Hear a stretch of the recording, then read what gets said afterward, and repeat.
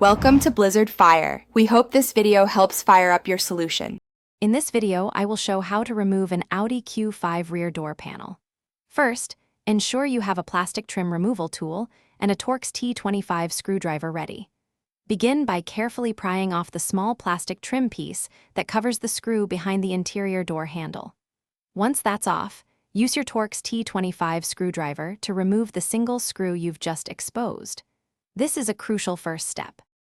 With the screw removed, use your plastic trim tool to gently pry around the entire perimeter of the door panel. You'll hear clips releasing as you go.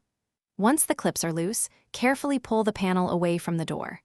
Then, disconnect the electrical connectors for the window switch and any other components attached to the panel. Be gentle to avoid damaging the wiring. Now, with the panel partially detached, you'll need to disconnect the door cable.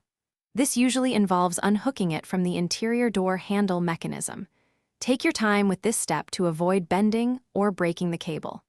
Also, check for any other small wiring harnesses or clips that might still be securing the panel. Once everything is disconnected, carefully set the door panel aside in a safe place. To reinstall the door panel, reverse the steps.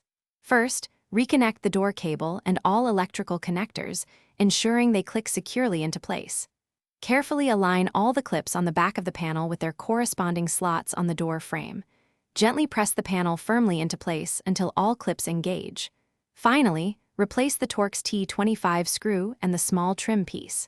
For more great deals and to check out the new Kindle Paperwhite, be sure to look for the link in the description below. Thanks for watching. If you found this helpful, don't forget to like and subscribe.